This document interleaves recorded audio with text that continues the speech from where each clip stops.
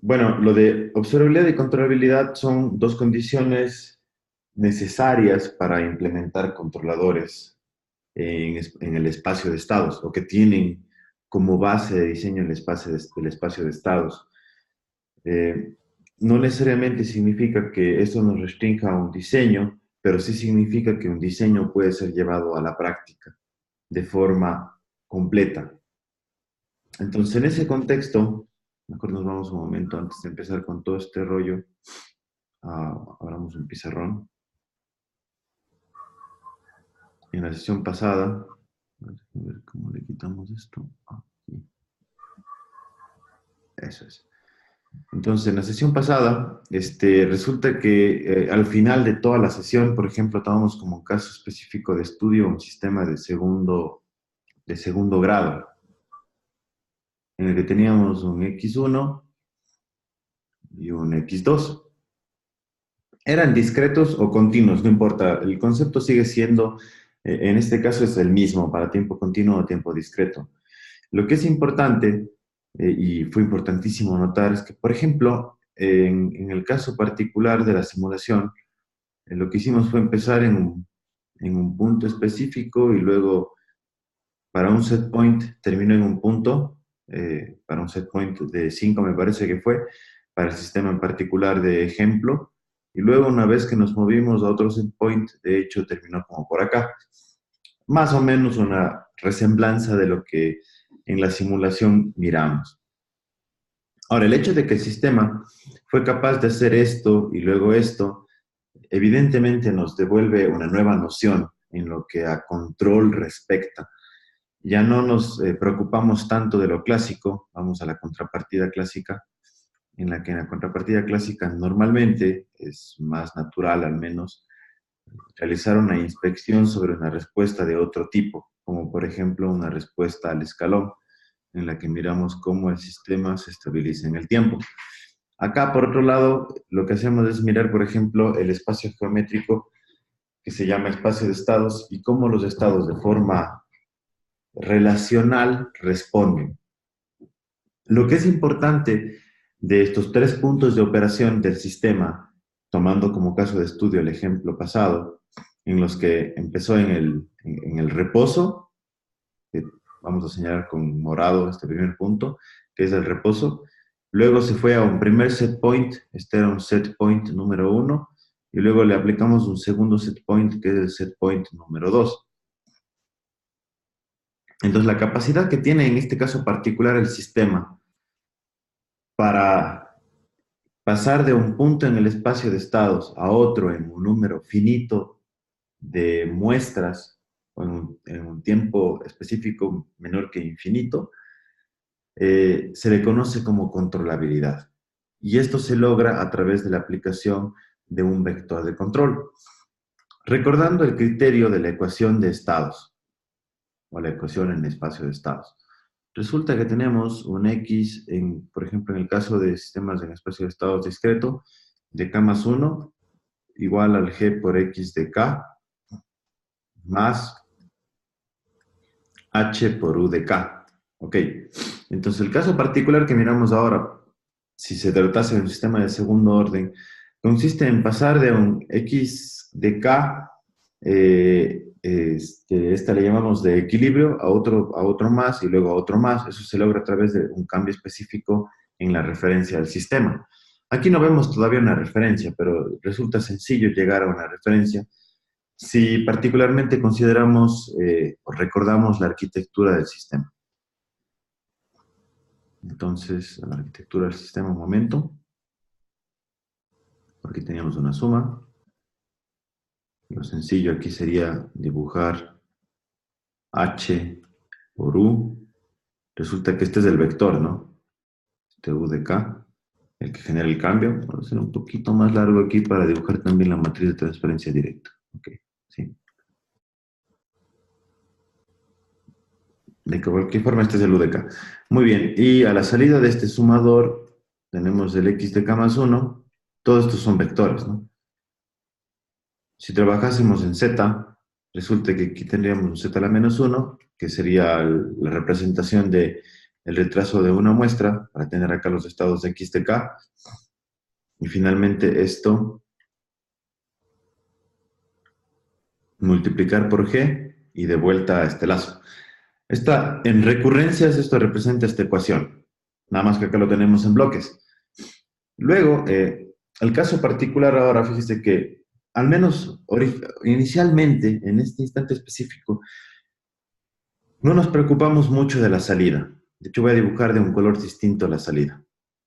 La salida, por ejemplo, se completa en este diagrama de bloques, multiplicando esto por C. Y bueno, en el caso de que tengamos una matriz de transferencia directa, aquí tendríamos multiplicado un D por U, y esto es el Y de K, ¿no? Muy bien.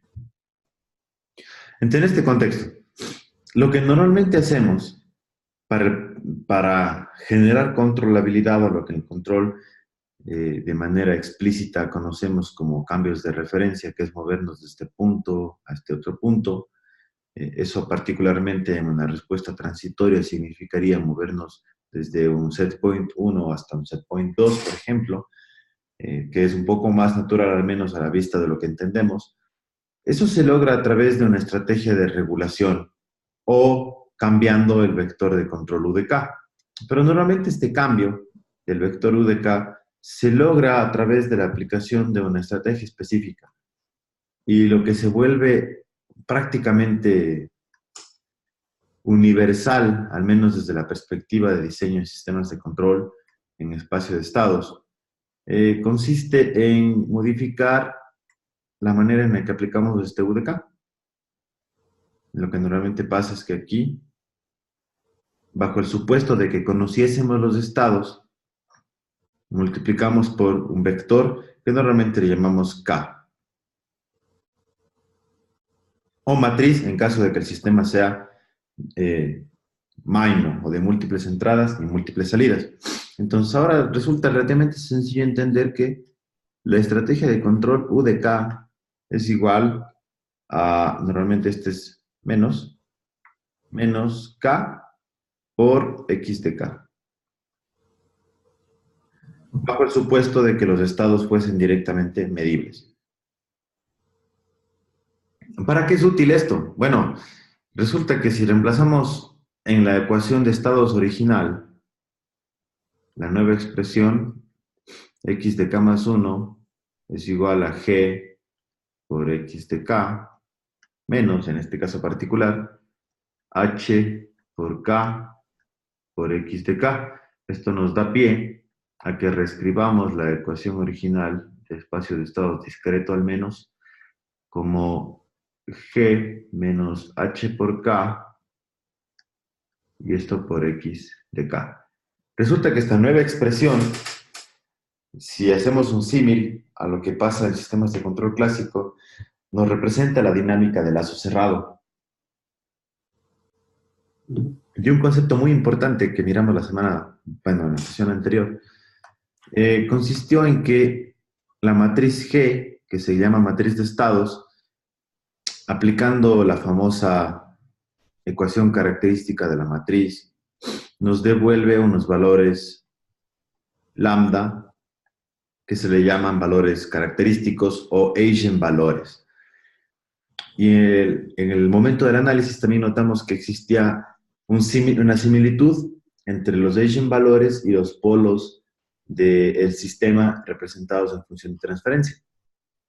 Por lo que, de hecho, los eigenvalues nos devuelven una idea global de la estabilidad global del sistema.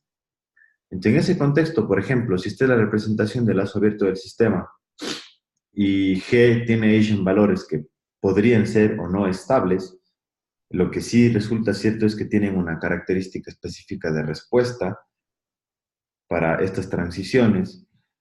Ahora, más bien, en lazo cerrado tenemos una nueva matriz, que la podemos llamar una G pestaña, que sería la G de lazo cerrado, va a tener unas nuevas ubicaciones de polos, o unas nuevas ubicaciones de los eigenvalues, hablando de manera ya geométrica.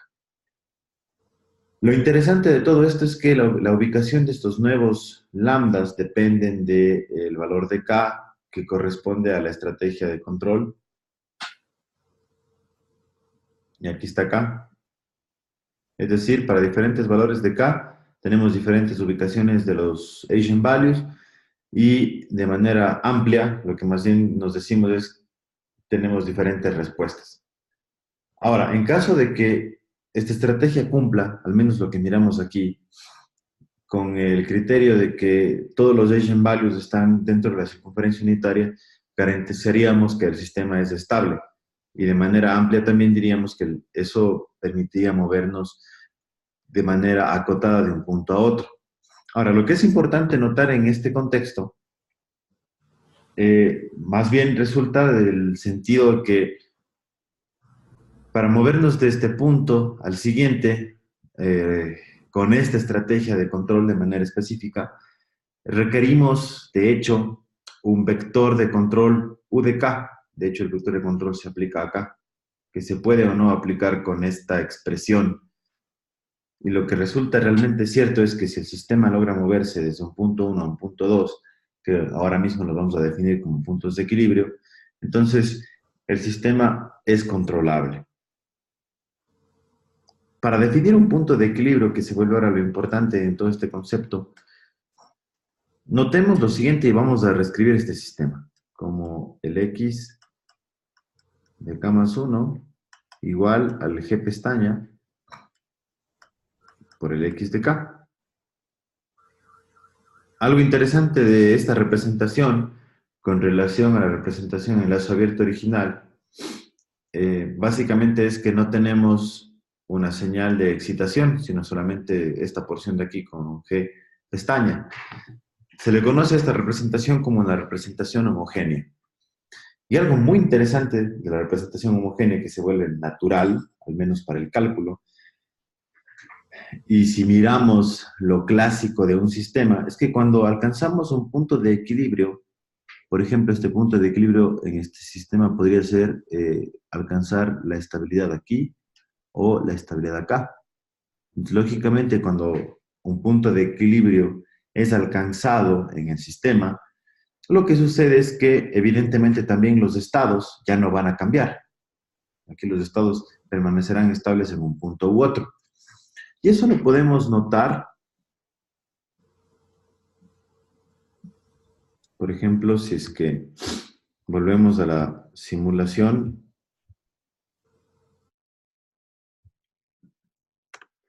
que habíamos desarrollado. Aquí está. Podemos notar que luego de movernos del reposo a un punto de equilibrio 1, los estados se estabilizan y luego de vuelta a un segundo punto de equilibrio, los estados también se estabilizan. Entonces, lo interesante a notar, al menos de esta representación, vamos de vuelta a la lámina, es que cuando nos movemos de un punto de equilibrio 1 a otro más, los estados x1, x de k más 1 con relación a los estados anteriores, es decir, un x de equilibrio de k más 1, evidentemente va a ser un x de equilibrio de k. Porque ya no se mueven, ¿no? Siguen siendo los mismos.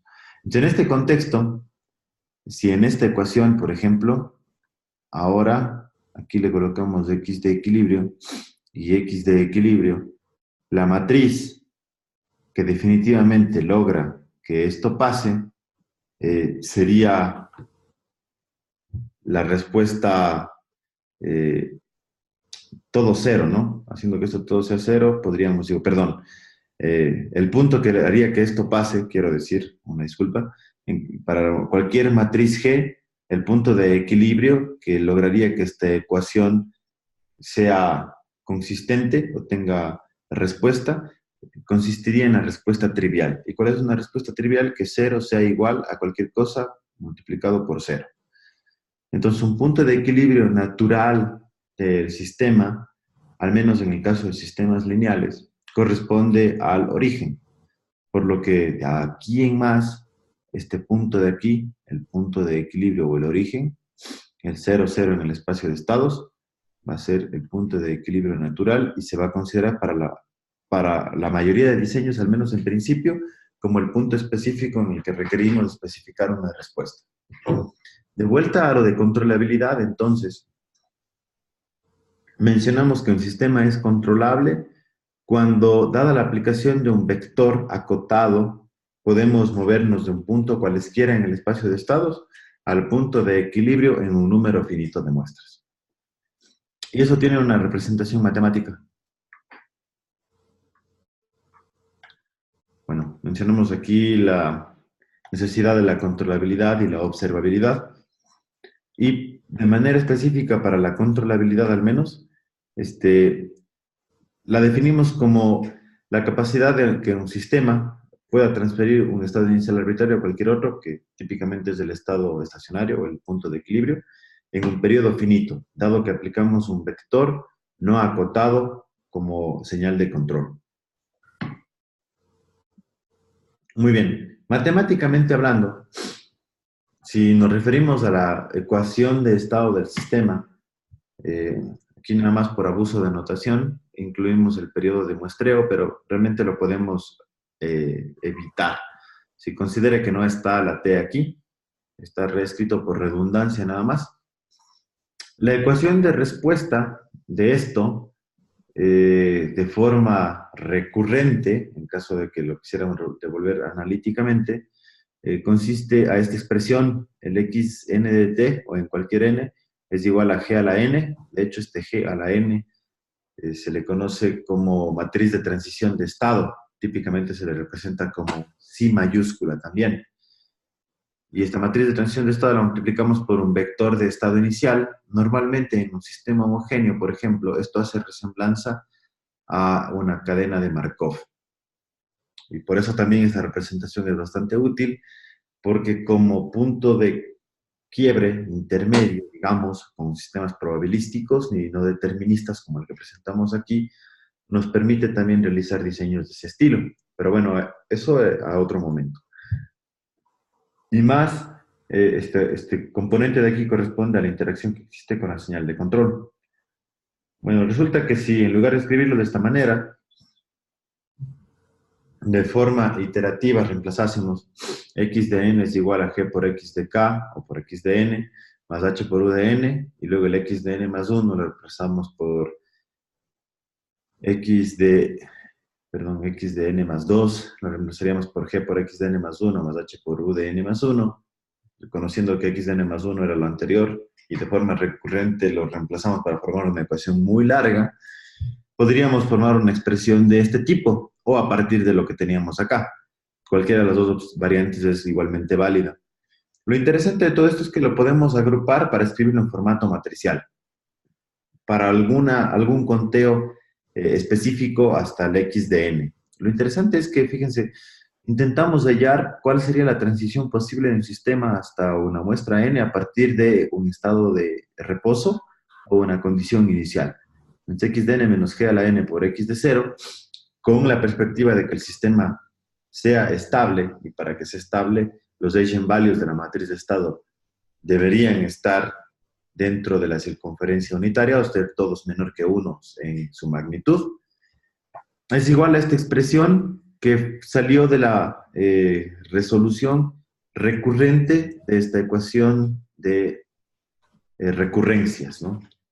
Entonces aquí lo particularmente interesante, al menos de esta expresión, es, vamos a ponerlo un momento por acá en la pizarra, abro un espacio. Muy bien, creo que puedo prescindir de algunas cosas por aquí, perdón, a prescindir de esta porción de aquí. Muy bien, entonces resulta que la expresión que tenemos hasta este momento es, con negro, que el x de n menos el g por el x de 0. Esto nos da una idea de ir desde un punto de reposo hasta uno de equilibrio, y esto es igual a el h, g por h, etcétera, hasta el g a la n menos 1 por h me parece que estaba, y esto multiplicado por, a ver si es que no le no quisiera errarle. Sí, por los U's, por las señales de control. Por el U de 0 hasta el U de N, me parece que está. Ok. Desagregando esta ecuación, por ejemplo, resulta sencillo notar que esto, solucionado, nos daría alguna solución, vamos a ponerle x1 hasta un xn, y esto va a tener otra solución, por ejemplo, de h por el u de 0, el g por h por el u de 1, y así nos vamos hasta el gn a la menos 1 por el h y por el u de n, ¿no? Entonces, u de n. Muy bien. Es decir, cada una de estas transiciones desde g sub 0 hasta g sub n, que correspondería, por ejemplo, a esto de aquí, a estos puntos, hasta llegar aquí, dependen de la dinámica del sistema, por eso en casi todos los puntos está g, y de la señal de control. Ahora, algo que definitivamente se nota es que aquí formamos n ecuaciones, evidentemente, o n representaciones, cada una devolviéndonos la solución de uno de estos puntos de la transición del sistema desde el punto 1 hacia el punto 2 en el espacio de estados, dado que aplicamos un vector acotado u de k o u de n. Si es que por alguna razón, todavía no decimos la razón, pero si por alguna razón pasase que, por ejemplo, este término de aquí es igual a 0, este de aquí es igual a 0. ¿Por qué puede darse eso? ¿Quién sabe? Características específicas del sistema. No tendría consistencia porque aquí tendríamos algún xn o x de k diferente de 0 igual a 0, y evidentemente un x de k por acá no va a ser igual a 0 como se nota. Entonces eso nos devolvería inconsistencia en el planteamiento de estas ecuaciones. ¿Cuándo podría darse esto? De eliminar la dependencia de alguna de las transiciones de la señal de control o del vector de control, vector de entrada u de n, depende de la característica de esta matriz que se forma aquí, que se llama matriz M. Entonces, esta matriz M es muy importante para la solución de esta ecuación que nos permite notar la forma en la que, de forma transitoria o ordenada, se mueve el sistema desde un punto de inicio 1 hacia un punto de inicio o punto final 2, que es el punto de, típicamente el punto de equilibrio. Entonces, en este contexto, lo interesante ahora es analizar la matriz M, que se llama matriz de controlabilidad.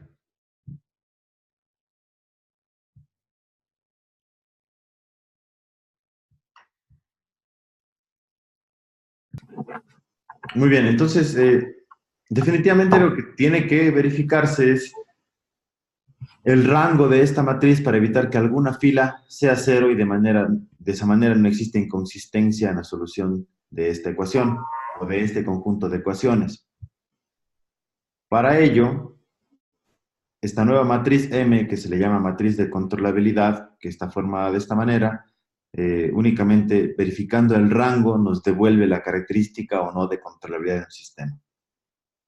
Para propósitos de diseñar un sistema de regulación, un regulador con la ecuación de diseño clásica de un sistema de control en espacio de estados, que es el U de K igual a menos K por X de K. La condición necesaria y suficiente es que el sistema sea controlable. No todas las representaciones en el espacio de estados de un sistema son controlables. Puede haber alguna representación de un sistema en la que no tengamos controlabilidad, pero eso no significa que no sea posible llevar a cabo el diseño de un regulador para ese sistema. Nada más significa que con esa representación o ese modelo matemático de forma específica, no es posible calcular un vector que permita realimentar los estados del sistema en ese espacio geométrico que nos devuelva una potencial regulación confiable. lo que se propone en ese caso particular es usar otra representación en el espacio de estados, y si el único propósito es controlar el sistema, evidentemente la selección natural sería la representación canónica controlable, que esa definitivamente nos va a dar un rango completo para la matriz N. Muy bien, existen definiciones alternativas de la controlabilidad que no son tan útiles y se relacionan de manera más bien directa con la matriz diagonal o la representación diagonal en espacio de estados de un sistema, en la que si tenemos una representación diagonal, por eso vamos a ir por un poco más rápido, como por ejemplo esta, si representamos de forma diagonal los estados del sistema, únicamente miramos la matriz de entrada. Si no tiene ceros, el sistema es completamente controlable, o aquí si es que hay algún cero en la matriz de entrada, cuando tenemos una representación diagonal, resulta que el sistema no es controlable. Si tenemos una representación de Jordan, cuando tenemos polos repetidos, esto es únicamente se vuelve interesante desde la perspectiva de verificar controlabilidad de forma visual o llevándole a una representación en diagrama de bloques. Por ejemplo, aquí, resulta que el sistema se nota que es controlable porque no todos, al final de los bloques de Jordan, donde tenemos polos múltiples, no todas las entradas son iguales a cero en caso de que sea un sistema MAIMO, o en el caso particular de acá, terminando el bloque de Jordan, donde están los polos múltiples, tenemos todos ceros en los casos de si fuese un sistema múltiple de todas las señales de control. Muy bien, y la controlabilidad de salida, que muy pocas veces se usa, nos devuelve exactamente el mismo criterio desde la perspectiva de análisis, nada más que no consideramos directamente la matriz de controlabilidad como medio de verificación, sino que existe una variante evidentemente, buscamos saber si la salida va a obedecer el cambio de un punto a otro, como casi que un set point, por lo que la matriz de controlabilidad se ve modificada por la multiplicación de la matriz de salida C. Y ahora el rango no tiene que ser n o rango completo del sistema, sino tenemos que tener un rango de filas. Tiene que ser de rango completo en las filas, o rango P, que es el número de entradas, o M, que es el número de salidas, perdón. Muy bien. Ahora, con relación a la observabilidad de un sistema. Como caso crítico de análisis, mencionamos hace rato que, y lo voy a reescribir porque es muy importante, los sistemas de Una control en pregunta espacios... antes de pasar a observabilidad. ¿Perdón? Aló, una pregunta antes de pasar a observabilidad. Claro. Sí, ¿qué pasa que cuando no es como... Entonces, es importante verificar en un sistema no solo la controlabilidad, sino también la observabilidad. Entonces, hace rato el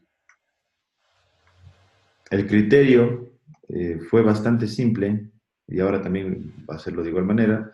Como caso específico de estudio, de explicación, consideremos que tenemos un sistema de segundo orden, y el análisis anterior fue considerar que el sistema está en un punto específico 1, y la idea es llevarlo ahora a un punto específico 2, aplicando un vector acotado al sistema que permita llevar o desarrollar este cambio en un número específico de muestras. Típicamente el mejor esfuerzo sería llevarlo de esta manera, con una línea recta. Eso nos devolvería una estrategia óptima de control, número 1. O número 2, esta no necesariamente podría ser la transición más rápida, sino una transición más rápida podría ser, por ejemplo, movernos en dos muestras, una muestra y dos muestras, ¿no? Por ejemplo, una transición y una segunda transición, dos muestras, por ejemplo, mientras que acá pudieron ser varias muestras específicas partidas para trazar esta trayectoria.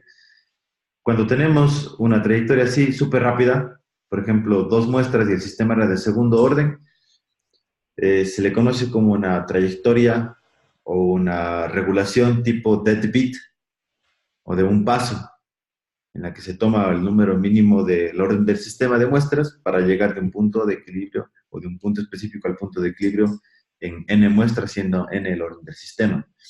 Pero todo esto se logra, otra vez como caso crítico de estudio, aplicando un vector de control U de K y típicamente con esta característica o esta arquitectura menos K por X de K, en que el supuesto es que conocemos los estados, pero cuando no los conocemos, debemos aplicar una estimación a los estados de manera que esto sea implementable. Es decir, no basta que solo el sistema sea controlable para el diseño de un regulador, sino además requerimos especificar cómo regular el sistema o cómo llevar a cabo esta ecuación, implementando un regulador que considere que los estados pueden ser estimados, al menos en caso de que no sea posible medirlos.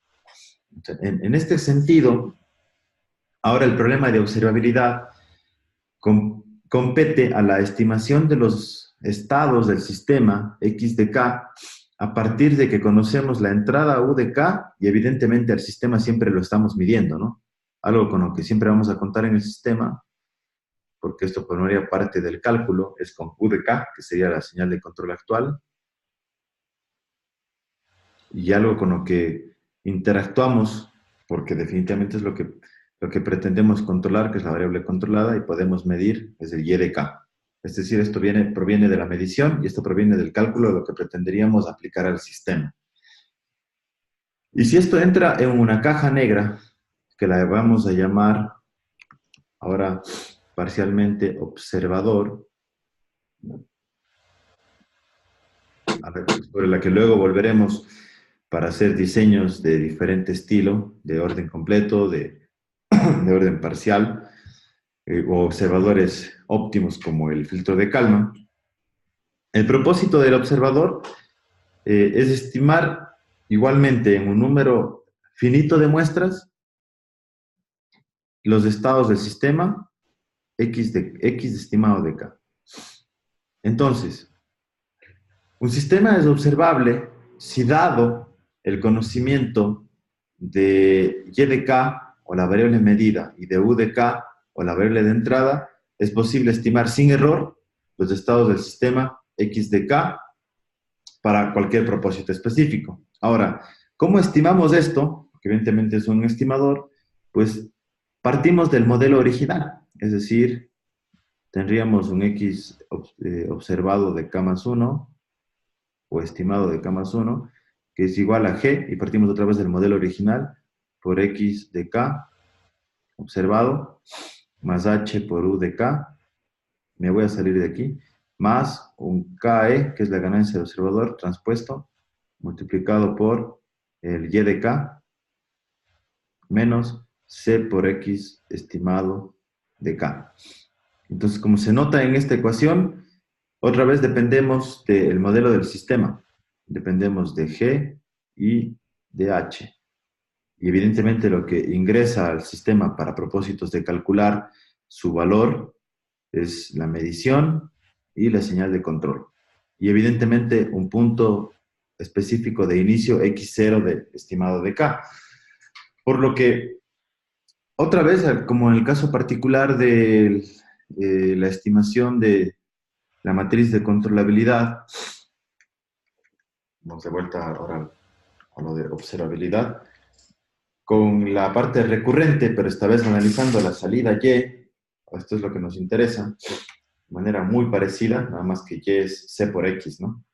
Entonces, aplicando esto, ahora lo que nos compete es proponer este conjunto de ecuaciones a partir de un vector de estado inicial, X0, que sería, este no necesariamente es el vector de estado verdadero, sino es uno inicial, cualesquiera, y bueno, y en la ecuación recurrente que relaciona este vector de estado con la salida, evidentemente lo que nos interesaría aquí es saber si es que esto para algún punto siempre va a ser cierto, porque en caso de que aquí se pierda algún detalle de la ecuación, dado que la multiplicación de C por G al cuadrado, C por G al cubo en algún momento se haga igual a cero, nos devolvería una ecuación inconsistente o perdemos algún grado de libertad, como pasó en el caso de el sistema o la controlabilidad del sistema.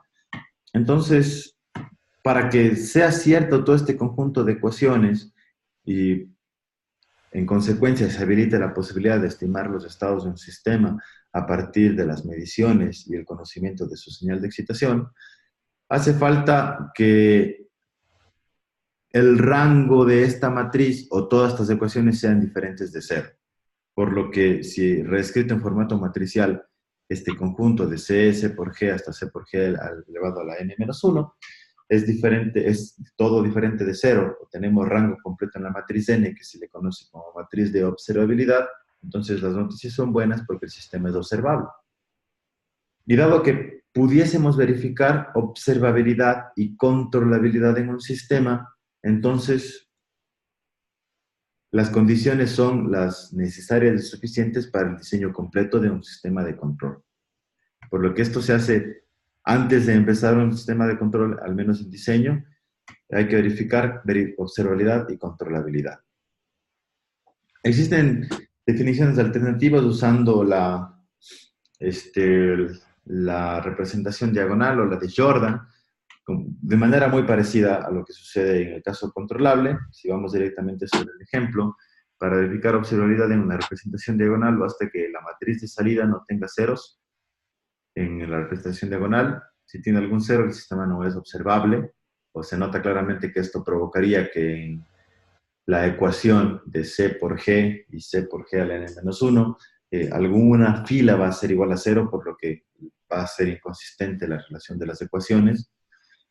Si tuviésemos la representación de Jordan, en la que tenemos polos múltiples, pues lo que pasa, evidentemente, es que debemos verificar el principio del bloque y mirar que ahí no todas las constantes sean cero. Por ejemplo, aquí el sistema es observable y en este caso, aquí al inicio de un bloque de Jordan todo es cero, eso vuelve a un sistema no observable. Y evidentemente es posible, como vimos en el caso anterior de la parte controlable, hubieron representaciones no controlables en un sistema, pero eso no significa que el sistema no pueda llevarse a cabo un diseño controlable en un sistema, sino más bien que esa representación matemática particular no es útil para esos propósitos, por lo que una matriz de transformación nos permite resolver esa problemática llevando el sistema a una representación controlable. Pero es importante notar que una representación canónica controlable no necesariamente significa que vaya a ser observable. Eso es debatible y de análisis. Evidentemente hay que otra vez ir sobre la relación o el diseño del sistema o la verificación de la matriz de controlabilidad M y la matriz de observabilidad M. Por ejemplo, en el caso de llevarla a una forma canónica controlable, nada más aquí recordamos la representación en espacio de estados de original y proponemos una matriz de transformación T o P, como la veníamos llamando antes. T nada más debe cumplir con el que es no singular, y bueno, en este caso es M por W, donde que M es igual a la matriz de observabilidad, y este W tiene esta representación, donde que estos dos subNs provienen de la ecuación característica del sistema. Si aplicamos esto, nos llevamos del sistema a una representación canónica controlable.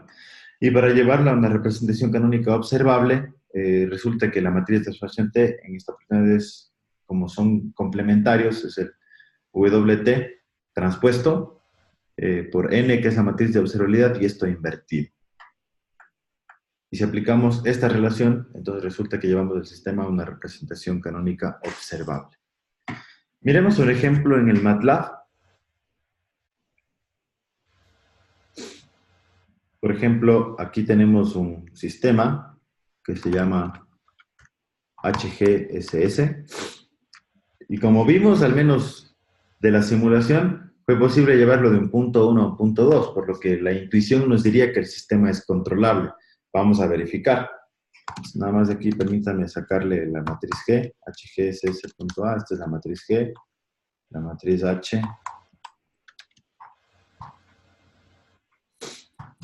Y con estas dos matrices, bueno, vamos a sacar la matriz C también. Entonces tenemos G, H y C. Se me ocurre, debemos verificar controlabilidad. Por ejemplo, la matriz controlable de controlabilidad empieza con H, G por H, etcétera, hasta G por H elevado a la menos 1. Entonces sería H, como el sistema es de segundo orden, se iría nada más hasta h y g a la n-1, que sería 2 menos 1, 1, multiplicado por h, por lo que esta es la matriz de controlabilidad para este sistema. Si verificamos el rango, en caso de que el sistema sea controlable, la matriz debería ser de rango completo o rango 2, que en este caso particular lo es. Y para el análisis específico de observabilidad, proponemos la matriz N, que es igual a C, y C por G transpuesto, todo esto. Oh, perdón, C por G nada más, perdón, lo siento. C y C por G. Y esta es la matriz de observabilidad, y en caso de que el sistema fuese observable, también debería ser de rango completo, por lo que en este caso particular lo es. Y cuando no lo es, hay que buscar la forma en la que la representación sea observable, de manera que tenga rango completo, y podamos llevar a cabo un diseño integral de un sistema de control, porque no solo un diseño integral de un sistema de control no solo consiste en el diseño del regulador, sino adicionalmente del observador, que eso completa la relación de un diseño de control. Muy bien.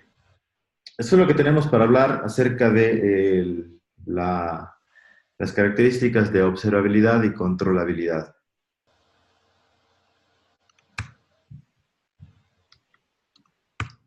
A ver, nada más quiero que se note. A ver, déjeme ver si es que así se imprime el resultado. Sí, sí se imprime los resultados de los estados, pero me gustaría que además se imprima,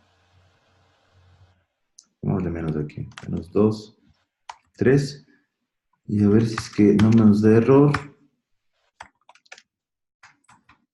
que se vea la dirección de la transición. Ah, sí, ahí fue. Entonces, habíamos propuesto de que sea un diseño deadbeat, calculando la matriz de la alimentación de estados con el algoritmo de Ackermann y proponiendo los polos de lazo cerrado en 0 y 0, lo cual va a significar que después de 2 muestras el sistema se estabilice o llega al punto de equilibrio. Bueno, aquí, perdone, esto me equivoqué, esto no era en Y, realmente esto era aquí, en la transición del espacio de estados. Aquí sí, vamos otra vez a correr esto. Y ahora aquí si lo analizamos. Entonces, miren, toma para que los estados se estabilicen de forma íntegra. El estado número 1 se estabiliza en una muestra y el estado número 2, que es naranja, en 2 muestras. Que era lo que habíamos propuesto al inicio, ¿no? El diseño deadbeat. Y partimos del punto menos 2, 3, menos 2, 3 en el espacio de estados y aplicando la estrategia de control U de K menos K por X de K con el diseño de Ackermann, colocando los polos en 0, 0, que es un diseño deadbeat, en 2 muestras nos lleva el sistema al punto de equilibrio, o al origen, que es el punto de equilibrio natural de un sistema lineal. Y la transición, bueno, esto es interesantísimo notar. Esta es la transición del sistema en espacio de estados. Podemos darle cualquier otra, por ejemplo, que este empiece en el 2 menos 1, que empiece en cualquier otro punto en el espacio de estados, e igualmente va a hacer esta transición, siempre al punto de equilibrio. El hecho de que haga esto significa que el sistema es controlable. Y el hecho de que podamos contar con los estados, aquí evidentemente en la simulación de forma teórica, partiendo del supuesto que estamos midiendo los estados, más adelante propondremos el diseño de un observador para completar el diseño, porque esto no necesariamente es cierto en la práctica. Y en la práctica hace falta incluir una ecuación previo a la aplicación de esta ecuación del regulador que nos devuelva la estimación de los estados para que se lleve a cabo esta propuesta de control. Muy bien. No sé si tiene alguna pregunta. Sí, ahí tengo una pregunta. Los polos de Bessel, sí, siempre debe, también, ¿aló? Sí, le estoy escuchando. Sí, los polos de Bessel siempre están ahí dentro del círculo. Entiendo que por los polos de Bessel se refiere a los polinomios normalizados de Bessel a partir del cual se desarrollan otros diseños. Sí, ¿Es exactamente. correcto? Bueno, sí, normalmente sí. Todavía no hemos llegado a eso, eso es todo otro rollo, estamos un poco más de tiempo, pero déjenme encontrar una tablita con los polinomios de Bessel, quedan por aquí. Perdón, eso no está en esta lámina.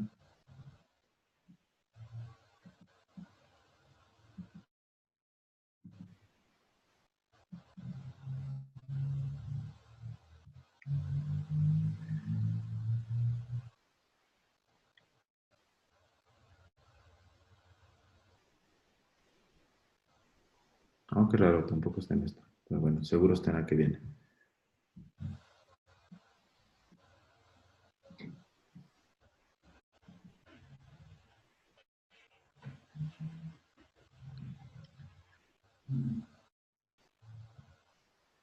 Aquí. Estos polinomios normalizados de Bessel, bueno, todavía no lo hemos visto, pero sí formarían parte de los diseños. Por ejemplo, ahorita podemos hacer algo rápido, sin entrar en el detalle matemático. Y dejamos el detalle estricto matemático para la siguiente, pero fíjense, sería, por ejemplo, si la propuesta no es considerar un diseño como el que se muestra aquí, en el que usamos una propuesta de deadbeat, que es demasiado teórica, podríamos proponer un par de polinomios. Los polinomios normalizados de Bessel tienen la característica interesante de que tienen un tiempo de estabilización de 1 segundo, sin sobreimpulso. Por ejemplo, en nuestro caso, en un sistema de segundo orden, tenemos el polinomio 1 que es menos, el polo 1, perdón, 4.53 más j pues 34. El polinomio 2 evidentemente es el complejo conjugado. Y estos están en tiempo continuo, porque son polinomios que están en el plano S. Existe una relación, esto se llama como, evidentemente, mapeo, eh, del plano S al plano Z, que nos permite llevar estos a un diseño específico. Para ello, es importante considerar el tiempo de muestreo y la relación es relativamente simple. Recuerde que, por ejemplo, Z es igual a Z1 al exponente del tiempo de muestreo por el polo, ¿no? La característica interesante de los polinomios normalizados de Bessel es que si como parte del diseño describimos además un tiempo de establecimiento, por ejemplo, de 2 segundos, estos polos son escalables. Si esto dividimos entre el tiempo de establecimiento, resulta que modificamos la ubicación para obtener tiempos de establecimiento específicos, de diseño. Con esta expresión discretizamos los polos, el Z1, por ejemplo, y el Z2, que sería igual al exponente de T por P2, en este caso particular. Ya que contamos con los polos, pues simplemente lo que hacemos es esto. Vamos a simular un poco más, 5 segundos. Y fíjese que ahora habíamos especificado 2 segundos, ¿no? El sistema tarda 2 segundos en estabilizarse. Ya no tarda 2 muestras como hace rato, tarda 2 segundos. Esto es más flexible desde la perspectiva de diseño y se nota también que existe una transición específica desde este punto de inicio hacia el punto de equilibrio. Si ya no son 2 segundos de tiempo de estabilización, sino son 3, por ejemplo, bueno, la cosa va a ser idéntica, ¿no? 3 segundos, un poquito más, cambia la respuesta en espacio-estados, la geometría de la respuesta con relación anterior es distinta. Y de hecho se nota que la trayectoria es un poco más extensa con relación a lo que podríamos hacer de irnos de aquí hacia acá, que eso sería un algoritmo óptimo, por ejemplo. ¿Y en dónde están esos polos? Pues es relativamente sencillo de entender, habría que mostrarlos nada más. Vamos a mostrarlos para saber en dónde están, pero definitivamente están dentro de la circunferencia unitaria. La magnitud de sus polos tiene que ser menor que 1 y de hecho lo es, 0,50, con algún ángulo específico, ¿no?